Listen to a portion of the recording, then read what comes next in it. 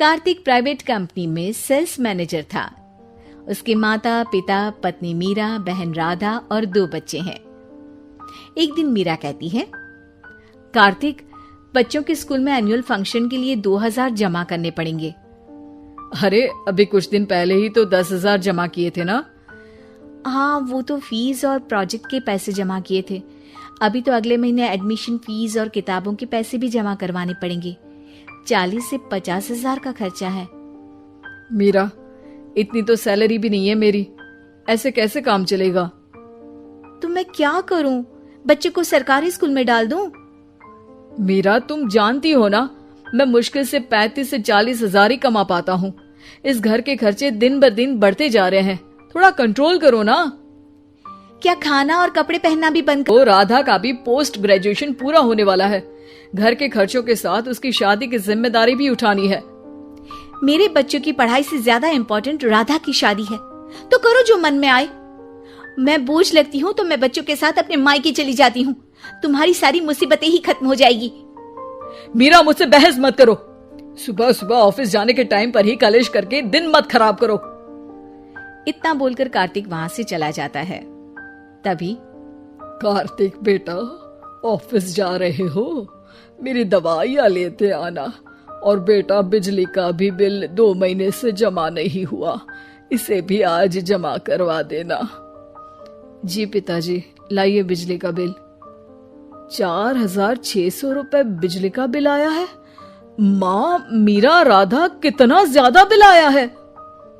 भैया, ये 2 महीने का बिल है और मैं तो सिर्फ फोन चार्ज करती हूँ।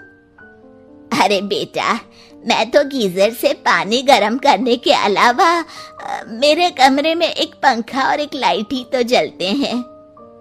मीरा, तो फिर इतना बिल कैसे आया? हाँ, सारा इल्जाम मेरे पर ही लगा दो ना। भाभी, आप भी तो एसी चलाती हो, उससे भी बिजली का बिल बहुत ज्यादा आता है ना। एसी मेरे मायके से आई है और वो भी अब सबकी आंखों में खटकने लगी है। मीरा, अपना मुंह बंद करो और आज के बाद तुम एसी नहीं चलाओगी। माँ, आप भी अपना पानी धूप में गर्म करके नहाया करो। घर से कुछ आगे जाते ही उसकी गाड़ी पंचर हो गई। कार्तिक को पंचर बनवाकर ऑफिस पहुंचने में लेट हो गया। बॉस ने कार्तिक को अपनी कैबिन में बुलाया। may I come in, sir? Come in. बहुत लेट हो तुम।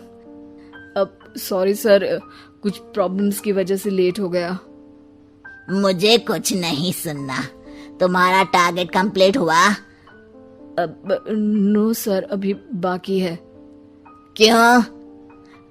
सर, मार्केट में बहुत रिसेशन चल रहा है, बिजनेस कहीं से मिल नहीं पा रहा। मैं अपनी तरफ से पूरी कोशिश कर रहा हूँ सर। मुझे तुम्हारी कोशिश नहीं चाहिए, मुझे बिजनेस चाहिए। अगर तुमसे नहीं हो पा रहा है तो तुम रिजाइन कर सकते हो। नहीं सर, मुझे इस नौकरी की बहुत जरूरत है। मैं अपनी फैमिली का सिंगल अर्निंग पर्सन हूँ। मेरी जॉब चली गई तो मेरी फैमिली प्रॉब्लम में आ जाएगी सर। इसका ख्याल तुम्हें रखना चाहिए। जाओ यहाँ से, और बिना बिजनेस लाए मुझे तुम अपना मुंह मत दिखाना।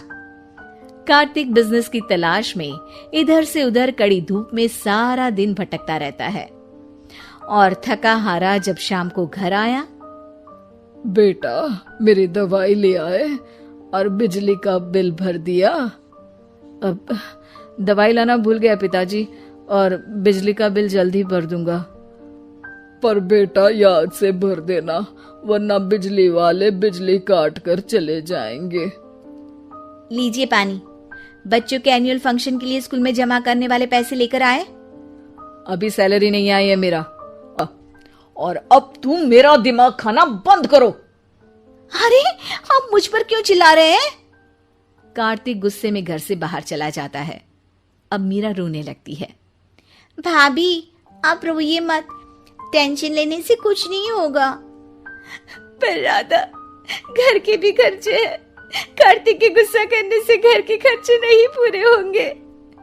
पर मीरा बेटा, लड़ाई करने से भी कोई समाधान नहीं मिलेगा, उल्टा घर का माहौल ही खराब होगा। पर मुझे लगता है हमें भी घर के खर्चों में हाथ बढ़ाना चाहिए। मुझे योगा सेंटर में जॉब का ऑफर मिला है, मैं कल से ही जॉब ज्वाइन कर लूंगी। वैसे तो मुझे भी सिलाई आती है, मैं भी लोगों के कपड़े सिलना शुरू कर देती हूँ। हाँ बेटा, मैं भी तुम्हारा घर के कामों में हाथ बटा दिया करूंगी और काज बटन लगाकर सिलाई करने में भी सहायता करूंगी। मीरा, मैं तुम्हारे बच्चों के साथ मोहल्ले के बच्चों को भी ट्यूशन पढ़ाऊंगा। इसी बहाने मेरा टाइम पास भी हो जाएगा। इस तरह से अब घर के सभी सदस्यों के सहयोग से पैसों की समस्या दूर हो गई और सब खुश रहने लगे।